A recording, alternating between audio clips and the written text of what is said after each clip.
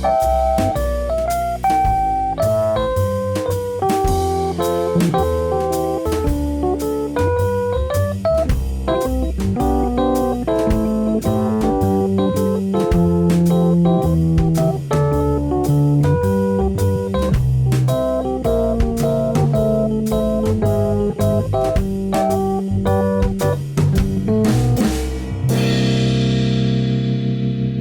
Marino Show.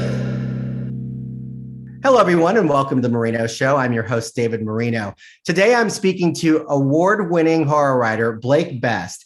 Blake was first published at the age of 9 for an essay on the famed cryptid, the Loch Ness Monster. Blake's books include The Within, Razor's Edge, a Freddy Krueger origin novel, Fathom, and Behind the Screams, The Dream Masters Revealed. Blake is also an accomplished musician and landed a recording deal during his sophomore year in college and became an in-demand session and touring guitarist. Blake was also inducted into the Hall of Horror in Las Vegas back in 2016. A lot there to unpack. Blake, thank you so much for joining me today. Thank you for having me, David. It's a pleasure. So I want to start first with your fascination with the horror world, specifically Nightmare on Elm Street. I read your book. Thank you so much for sending it to me. Razor's Edge, a Freddy Krueger origin novel. As a fan of the franchise, it tied up a lot of loose ends leading up to what caused Freddy to become Freddy Krueger. So can you talk about what got you hooked into that franchise specifically and the horror world? Sure thing. First, thank you so much for the kind words about the book. You know, it's always, even now being published and being out there, it's still kind of nerve-wracking when I send a piece over to someone for the first time. But you were gentle. I appreciate that. Thank you. No, I'm serious. I loved it. Again, as a horror movie fan, I recommend it. I'm going to actually share it on my social media channels. I think that it's a really awesome novel because, and you can talk about it. I'd like you to talk about it because it gives you reasons as to why Freddy Krueger became Freddy Krueger and what his life was like before we saw Nightmare on Elm Street Part 1. Okay. Well, as far as what got me into horror and especially Nightmare on Elm Street, I come from a broken home. Lots of drug abuse, alcoholism, kind of just not sort of what you want to grow up with. You know, you think that's normal. And then when you finally do go see the world on the outside, you realize that that's not how other people live. So there is something wrong. And it took me until I was, about 10 or 11 to realize that that was not the way that things were supposed to be done, and um it was difficult, but there were times at night when everyone was asleep and I would turn on the television, and I'm from the days, I'm going to show my age here, of Joe Bob Briggs and Monster Vision and things like that. And we had Cinemax and HBO, and one night I happened to turn it on and the first Nightmare on Elm Street was on. I turned it on right at the point when Amanda Wiss's character Tina is walking down the alley, and then she sees that fedora, that shadow of Freddy, and then you see these giant arms, and you're like, oh my goodness, this is going to be something special here. I need to watch this. So I kind of started watching it, and I really wasn't supposed to. I mean, I don't know, I was about 9, I guess, when I saw it, and like fully, and I'd seen bits and pieces of it when I was a little younger than that. But it was it was hooking to me. Like there was something about it. Freddy himself, this dark, shadowy figure, and the bad dreams and the nightmares, and the whole idea of the day world where they're awake, how there's this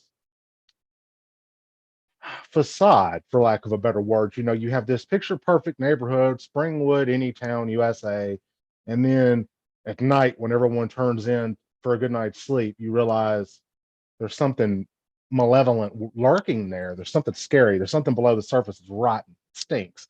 And I think that that's the reason I wanted to pursue Nightmare on Elm Street, is because to me it's about not just the destruction of innocence, but it's about the destruction of, well, the American family. I mean, to be honest, because I mean, if you go back and look at history, there are several occurrences that tied in. John F. Kennedy was assassinated And when he was assassinated in '63, they were driving down Elm Street.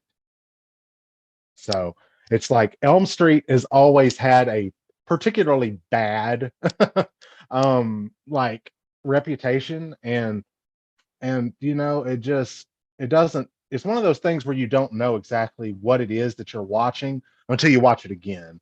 So I decided to, later on in life, after the record deals and after I kind of settled down from the music stuff, to go ahead and do this origin novel, because I felt like in the films, and I know you're aware of this, in all the different films, you sort of get bits and pieces of the backstory, but you don't get anything really detailed or cohesive. It's kind of like they glance over it and then it's on to the next thing. But I wanted to flesh that out, and specifically the original murders, the murders that he was tried for, and ultimately he got, away with it. And those murders were never chronicled in any detail. You never knew the kids' names. You never knew how they were killed.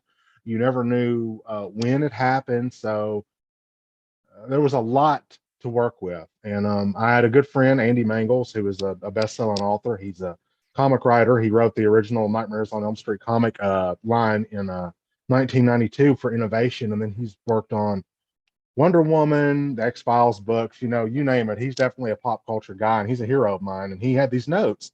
So I said, this is what I want to do. I want to tell the backstory. What do you think? And he was like, I've got some notes, I think it's a good idea. Go for it. I support it. And I was like, wow, so that gave me the fire that kind of lit under me, to go ahead and get it done. But that's what the book does. It tells you everything leading up to Freddy's demise, and kind of the splitting of his personality and the life he leads as a cover life as opposed to what he really is, because the cover life is certainly a mask. That's not really who he is. The nightlife, what he does in his downtime, what he does after work, what he does before he comes home to his wife and daughter, that is really him. And what he does to Underwood is certainly very, very much him.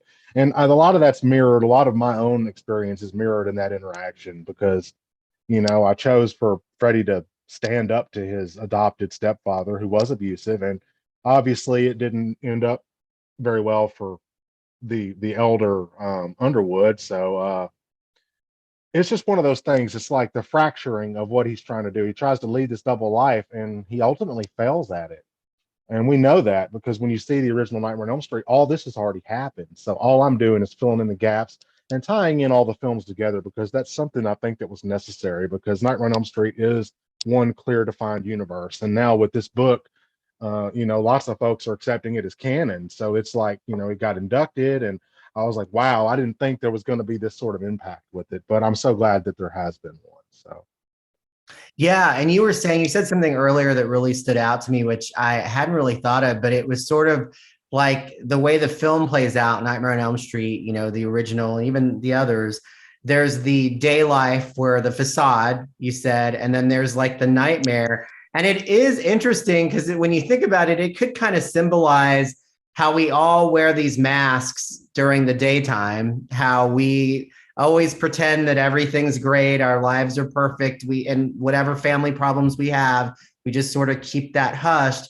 And then at night you go home and you kind of deal with the nightmares that are there. And that's very interesting. And when you say that, that's reflective even in the whole basis of your story about Freddy's double life.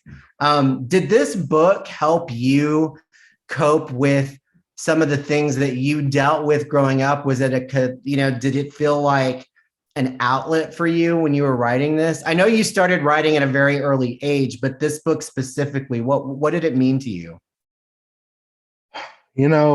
You made a good point there. You said we all wear masks, and for years I wore the mask, and I kept things kind of hidden about this because I was ashamed. Once I realized it wasn't normal, I was like, oh, I don't know if I want to drag anyone else into this, because it was one of those nightmares. Like, it was a waking nightmare for me. Like, I didn't see the end of it until I was in my early 20s, when I finally signed my record deal and I escaped from that. That's the main reason I wanted to leave, was because it was too much. There was alcoholism, drug addiction. There was lots of other things I won't go into right now, but maybe at a later time. But it was something that scarred me, like, emotionally, and I carry physical scars. The reason I wear headphones during my interviews is because I was assaulted in my left ear when I was about 13, and my stepfather perforated my eardrum, so I'm deaf in that ear. So the only ear I hear out of is this one, and I keep everything really, really buffered. And I'm a father, and it's so even today it still gets me. When my kids say, "Daddy, did you hear what I said?" And I said, "No, please repeat it. I'm sorry. Daddy has a hard time with the hearing," and that just it kills me because it just it sort of it definitely when I was younger it made me feel damaged, like I wasn't worth anything because I was broken. And that's the main reason I do these cons, these conventions, and I go do all the speaking and the seminars and do the signings, because I want people to realize that there is an out. And I came up with a piece of advice, long ago for myself, and it's something I always give to everyone when they ask. Own your past. Don't forget it. It is what it is. It happened. There's nothing that's going to go back and change it. It has helped form the basis of who you are, but don't live there forever. Acknowledge it, and every once in a while, it's okay to take a trip there and reconcile some things, but don't live there forever. Don't let your past define your future. Make your future your own. If you grew up in a nightmare, make it like Nancy said in the comics, and like Kristen said in Nightmare 3, make it a beautiful dream. Dream someplace fun, to paraphrase them. Live vicariously through positive things, because nothing stays good forever, but nothing stays bad forever either. And I think it's important that people realize that writing was very much therapeutic for me, because I wasn't allowed to talk to anybody about what went on with me. I wasn't allowed to tell teachers. I wasn't allowed to tell my grandparents. I wasn't allowed to tell any. I mean, I didn't even tell anyone the whole story until I married my wife. And I sat down and had a big heart to heart with her. And I told her, I said, "Look, this is what I am. This is what happened to me. I wanted you to know because I love you, and I want you to know that this is part of me. It's not who I am, but it is a part of me. And just try to understand if you can. If not, I understand." But she was amazing. She said, "That doesn't make you any less the person I want to marry. That doesn't make you any less of a good person. Lots of bad things happen to good people. Don't beat yourself up about it." And it really took her support too, because while I was writing Razor's Edge, I had a newborn, and I had to write some terrible things. I had to get into the mind of a serial killer. I had to study this psychopathy, and the fracturing of his mental state, and because nobody in their right mind would hurt a child. And I had to put myself in there and write from the point of view of a killer of children, a killer of innocence. And I feel like that's reflected in the book. You're not just seeing it affect the kids, it's affecting the parents too. That's affecting the community. These murders essentially destroyed the harmony, or so perceived harmony, that was Springwood, Ohio. But obviously it wasn't all what it was cracked up to be, because Underwood was a drug abusing pimp and beat his women of the evening, as it were, that worked for him. And he was not a good person. And two wrongs don't make a right. Freddie did what he had to do. But it was an interesting place to put myself in. There were lots of late nights, lots of sleepless nights, but it let me get this done, and I'm proud of it, because it's something that I feel like needed to be said, and the response has been nothing short of amazing. So I'm glad that I took the initiative to do it. Well, you definitely took that pain and you turned it into art. I love, like I said earlier, I think that you did an amazing job with this book. And speaking of Freddy Krueger still, I want to talk about Behind the Screams, the Dream Masters Revealed. This is about Nightmare on Elm Street 4 and behind the scenes. And this also kind of morphs into some of the stuff that you've collected, like props from the actual films. Can we talk about this book and then get into the props that you own? Sure. I've got a copy here. This is Behind the Screams, and it was co-authored with Mick Strawn. Mick was the production designer on Nightmare 3 and 4, and he did Menace, he did Corman's Fantastic Four, Boogie Nights, the Candyman, the list goes on and on. Lots of seminal films of my childhood. He was responsible for effects, for prop design, for location scouting, for production design. And this book was something he approached me with, and it really started out. We were partying after my induction in Las Vegas in 2016, and we were out having drinks and having fun. Me and him and Nick Benson, who was a special effects on Nightmare 4. And we had all been inducted, so we were out celebrating. And he said, somebody needs to write a book on Nightmare 4. And I thought he was just in the moment, having some drinks, having fun, loosening up. It was always an important film to me, but I'd never thought about actually pursuing the book itself until sometime later. So fast forward 3 years later, I'm asleep. It's almost midnight, and I get a phone call. Of course I do, because my phone never is ever quiet. I I have to keep it on ring, and I just keep it in the bed with me because it's always going off all night long. And I answered the phone. I just gotten to sleep, and it was Mick, and he said, "Hey, what are you doing?" I was like, "Sleeping." What are you doing? And he said, "Well, do you have a minute?" I said, "Well, I might as well. I'm wide awake now. I've got a lot of minutes. What do you want to talk about?" He said, "Well, I really want to kind of do this book on Nightmare 4." And I said, "Okay, that's a good idea. I think it's an important film." And he said, "Well, I need somebody who's knows the films to do this with me. I need somebody who's got their foot already planted in it, and somebody I respect, and somebody that I admire, and somebody that knows how to write." And you know, I said, "Okay, uh, where's this going?" Because I'm about to drift back off to sleep. I'm exhausted. And he said, "Do you want to do it?" I said, "Come again? Do I want to do it?" He said, "Yeah, do you want to write the book with me?" And I think I said yes for two reasons. One, because I wanted to, and two, because I wanted to get him off the phone because I was dead tired. I was dead to the world, and he completely interrupted my serenity. Um, so I was like, "Yes, I'll do it. Absolutely." And then the next morning I woke up and I was like, "Did I dream that?" Because and then he called me and I realized no, I was totally awake. It really happened. So we set about this 7-month task. We collected photos over, if I had to guess, there were probably 10,000 photos we went through. All stuff that the cast and crew kept, Polaroids, things like that.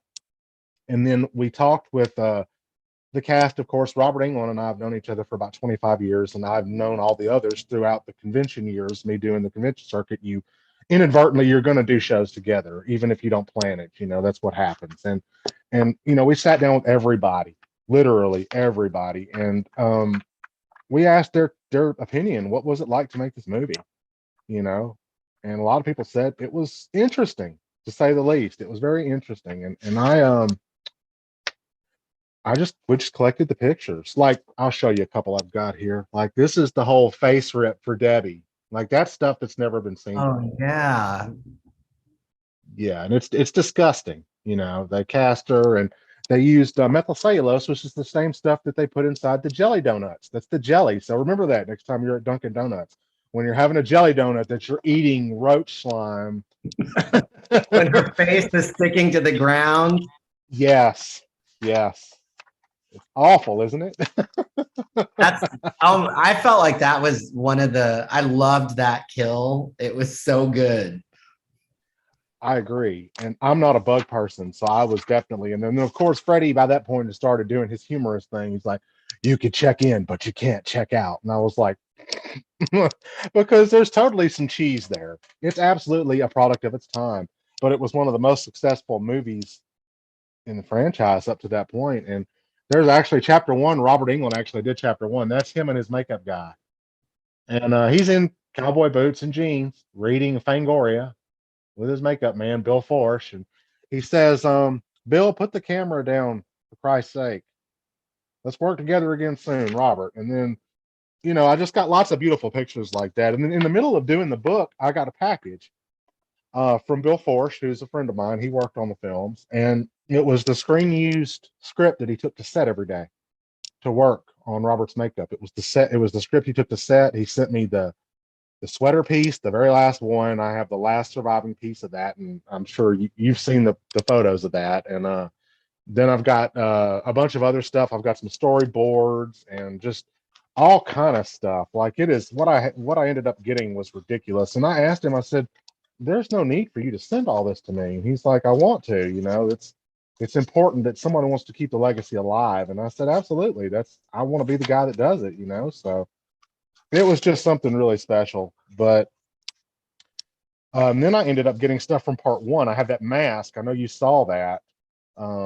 That was the part one stunt mask that was used on set during that sequence when Freddy takes a tumble down the stairs and Nancy sets him on fire because she's the final girl and she's putting it out there. You're not going to beat me. And I lived so vicariously through that. But I've actually got that it's signed by him. It's the certificate, and it's the original. So I I can't put a price on what this thing is worth, but I've got to tell you, emotionally and psychologically, it means the world for me to go into my office and see that decrepit, disgusting 34-year-old mask slowly rotting, as climate controlled as I can keep it. This book has like pictures and all the kind of stuff that any fan would want to know about behind the scenes of part four, right? Absolutely. And there's lots of things. There's lots of interviews. There's actually, believe it or not, in this book, there's the first time photo of a glove that was never seen before. It was the waterbed glove. And there's a sequence when Rodney Eastman's character, Joey, falls asleep in his waterbed promptly. He's attacked by Freddy, and Freddy slices through the waterbed material. That glove was taken to a surgeon and actually surgically sharpened so that it would be able to cut through that material. So the one they used on that sequence is absolutely 100% real. And the man that wore it was not Robert Englund. It was Rick Barker. And I've got a photo of him with Mary Ellen Woods. You could tell if you look at it, that's not quite Robert Englund as Freddy, but you have Yeah. to get real close to be able to see it. But that is the first time that glove has ever been seen. So there were lots of beautiful moments like that. And then we talked with, of course, Mick, we talked with Robert Englund, Bob Shea, all the cast and crew, everybody from makeup effects artists down to craft services and everybody in between. And we actually got one of the last interviews with John Carl Beekler because he did the Soul Pizza. And he passed away a couple of years ago. He was a good buddy of mine. And this was the last published interview that he gave. So I wanted to make sure that we got that in print because he was a legend. And, it's just another way, the practical effects thing. And there's another good photo. It's like, which Freddy's the real Freddy? Obviously, this one is Robert and this one is Rick over here, but they look so much alike. But yeah, this is actually, believe it or not, this is actually the last copy of the book I have.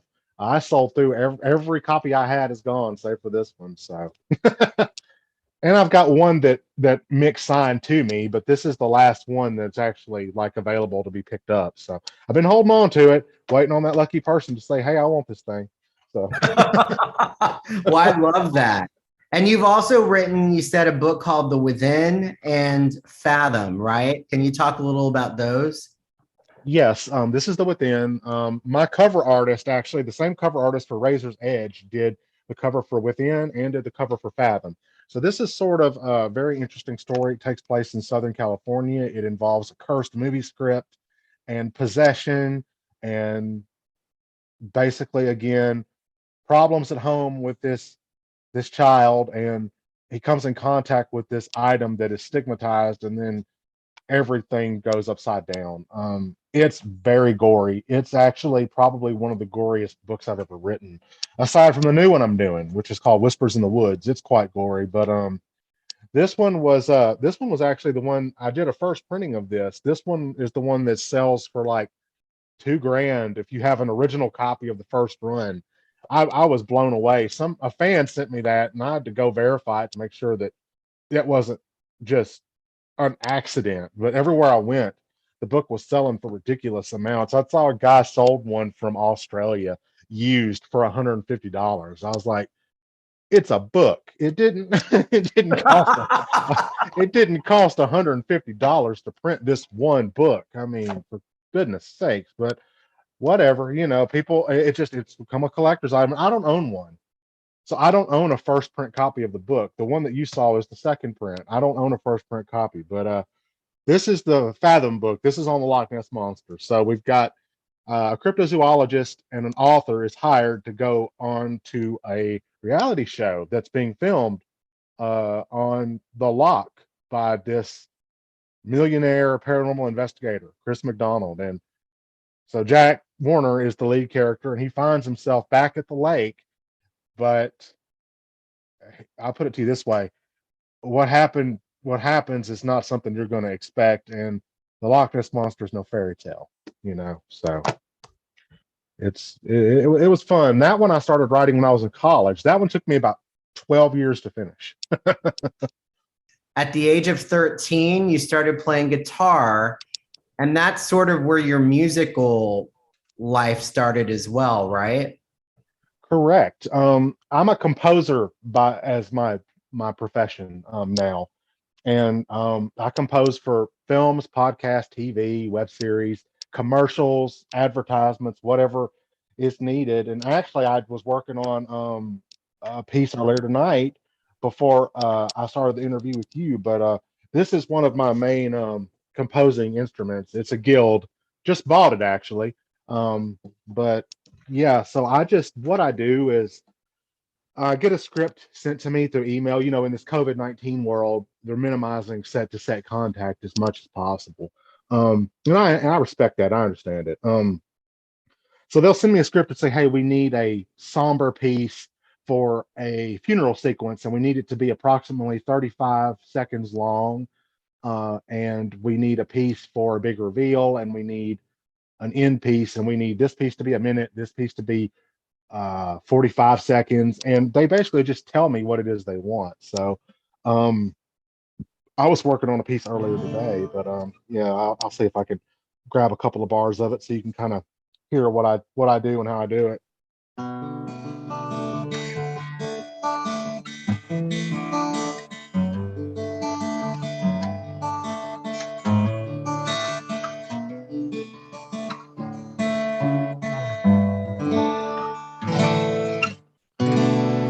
So you know, stuff like that. And you actually you had a recording deal in college, and Yeah, you became an in-demand, like I was reading earlier, session and recording guitarist. How long did you do that? a long time. So I got signed as a sophomore in college. I was about 21 when I signed the first deal. It was a developmental deal, and it was to kind of help me get a band together because they wanted the focus to be on me. But I told them that's all fine and good. I'll be the lead guitar player for the band, but I want other members to be just as willing, just as talented and hardworking as me because I've always wanted to do a band thing, and I want it to be like a band thing. So in 2009, I signed the big deal, and there was a demo I recorded. It was me and my singer. We recorded it over the weekend um, in his home studio, and by a week and a half later, that following, so it was the start of December. Um, they said we want to sign you, and I was like, whoa, okay. So I said, I'm a studio guitar player. That's a that pays the bills. So we need to talk about this. What are we going to do? And they said, well, we want to shoot a music video. We want to record your album professionally. We want to pay for all of it. We want to offer you a Class C tour bus with your own driver.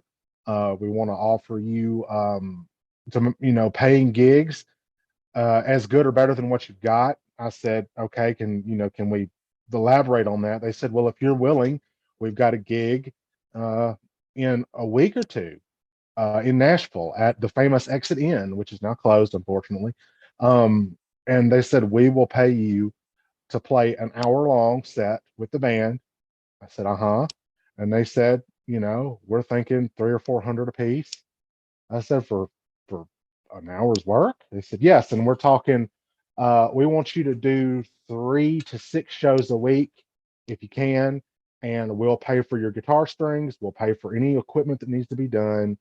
And we'll cover your food. And you've got the tour bus, which of course you could sleep on the tour bus. But if you want to stay someplace else, we'll take care of that. I know when I signed the deal the first time, they took me gambling. I've never been gambling before. So they took me to Metropolis, and my record label rep gave me a stack of money and said, "You've earned this.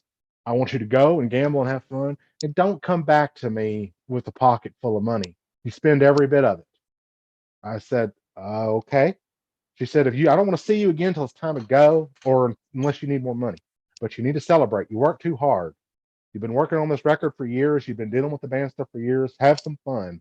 So it was that way I learned that I could have fun too. So I went out and toured. I did some shows with Five Finger Death Punch. I played alongside their band, and I got to open for big bands. I got to play with big bands. Marilyn Manson, Matchbox 20, Slaughter. I'm showing my age on Slaughter. Lord, they that was Flight of the Angels. That was 1987.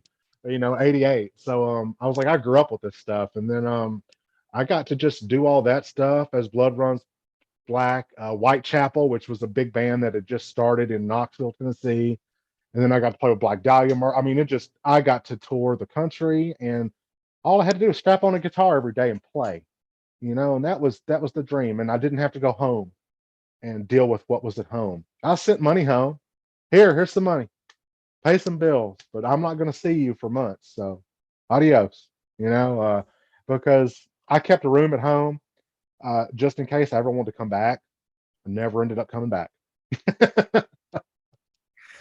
And now, really, both of your worlds have met. I mean, you do music still, and like you Mhm. said, you do it for film, and your horror writing continues, and you do a lot of cons, right? You, Yes. you do a Yes, lot of sir. cons with your books.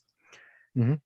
How's that been for you? Kind of meeting people who have read the books or that they know of you, and you get to meet different people who are really in the horror world. What has that meant to you? It has been such a unique experience. The only thing I can say is that I encourage everyone to get involved in the horror community, because meeting them at these shows, they are the nicest, most honest, genuine people I've ever met. And it's amazing to think something so gory and just out of control, disgusting, foul could bring so many good people together cohesively as a unit and grow the community. There's camaraderie there. And I just did an event. Actually, it was a smaller event. I did a haunted house. They wanted me to come to one of these to this amazing haunted house. It's a huge, famous haunted house. I never thought I'd ever go. It's called Screamville. It's in Knoxville, and I was like, "Oh my goodness, I get to go to a haunted house. That means I get to go through it." I'd never been through a haunted house like that. So I was like, wow. And they set me up outside, and I was there a Friday and Saturday, the last weekend of October. And my lines were 4 hours long both nights. After having done the cons, I expect when I do cons, a lot of the ones I do are 10,000, 20,000, 40,000. It's big stuff like,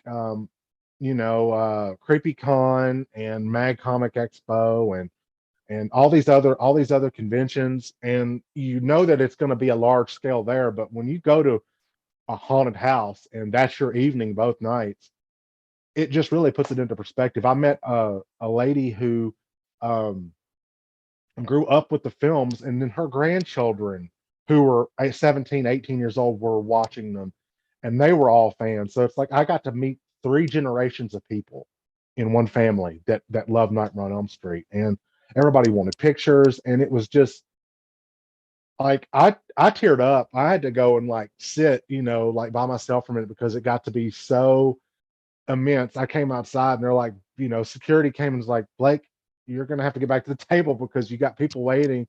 One of the ways I came to know you, the film He Comes to Kill, August Aguilar did the film, and I saw you in that movie, it was a really good movie.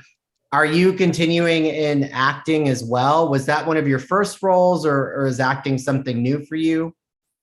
Acting is not something new. I started out acting when I was in elementary school. I started out with plays, and then when I got to college, I wanted to do full length films. So I've done Death Row, which that had Kane Hodder, and then I did Devil's Dungeon, which was another horror film, and then I did a couple of dramatic productions, and then I did I was on Monster Manor. They interviewed me. Scott Finster from Face Off.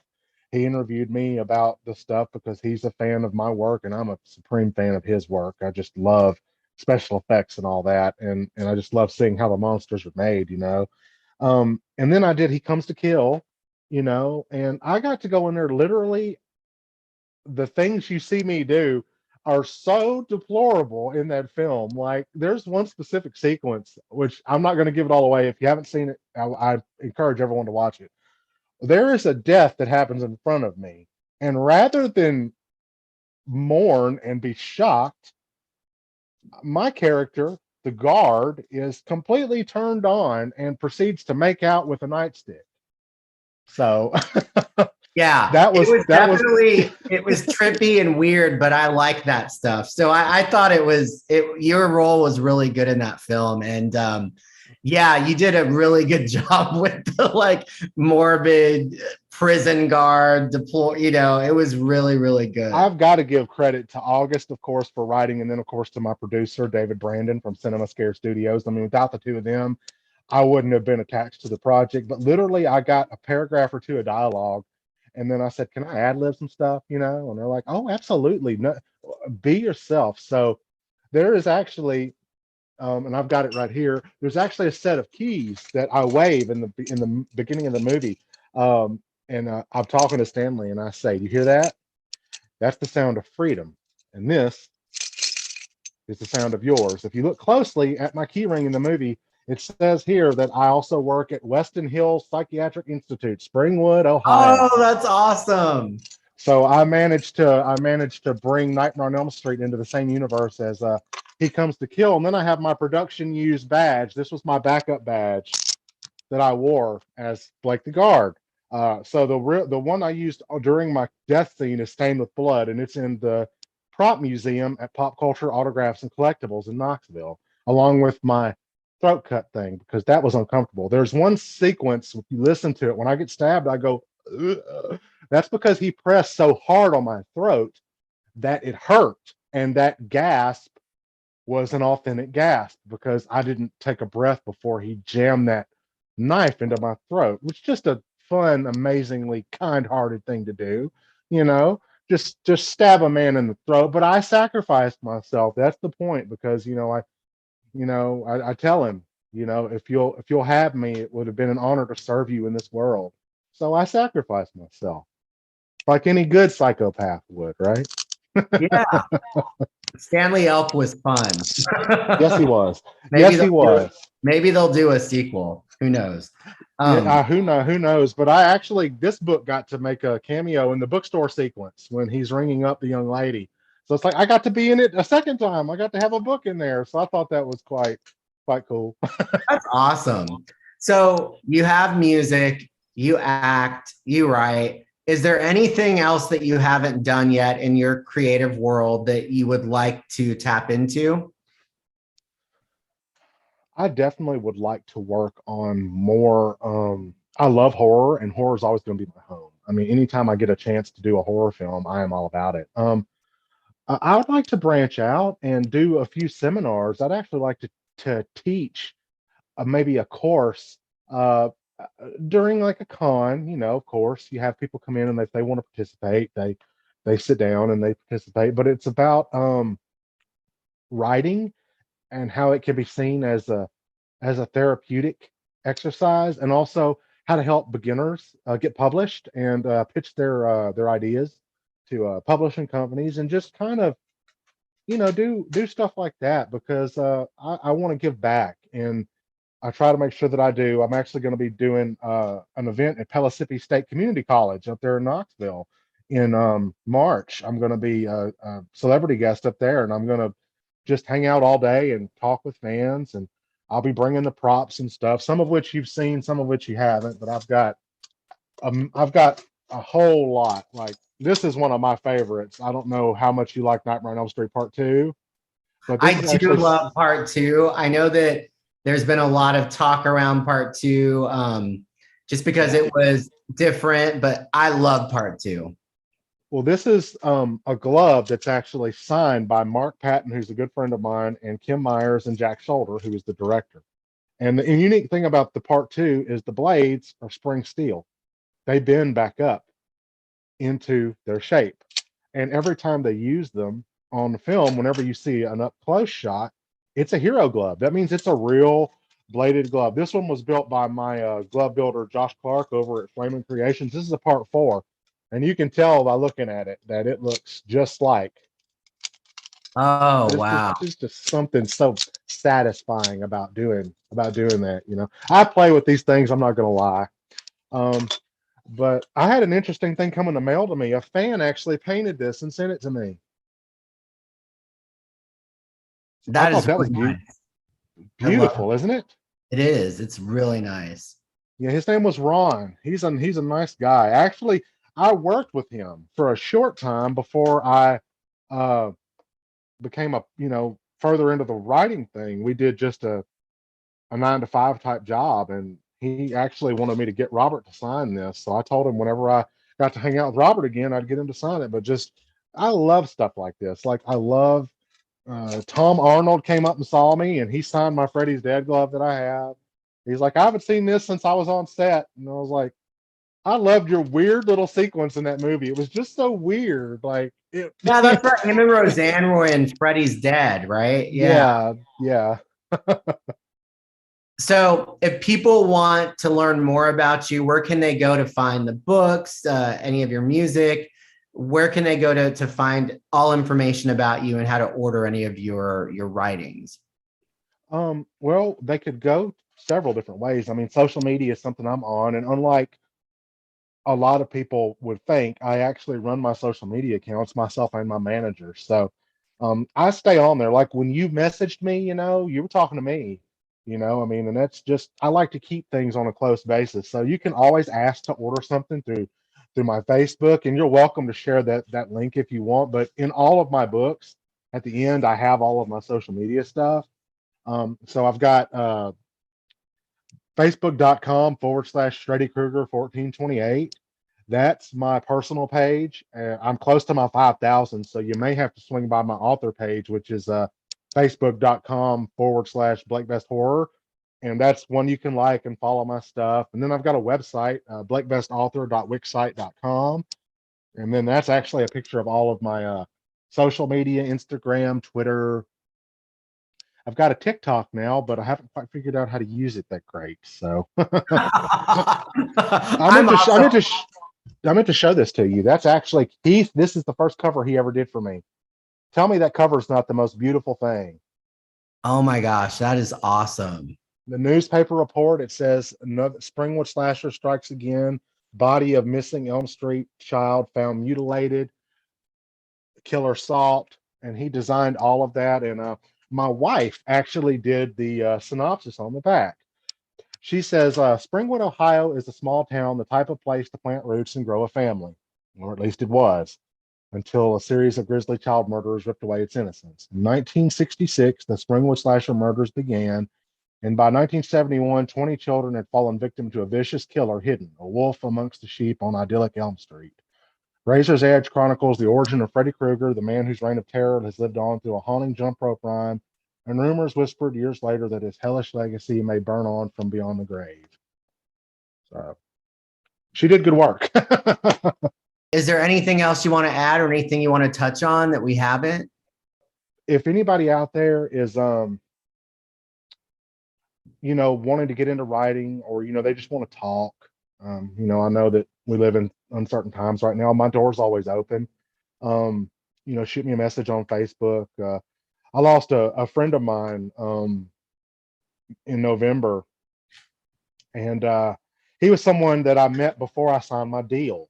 I grew up watching him, and he passed away. And I think everybody that was a kid at that time watched the Power Rangers, and he was just an amazing guy. And he just, I tell everybody, reach out, don't hold in anything.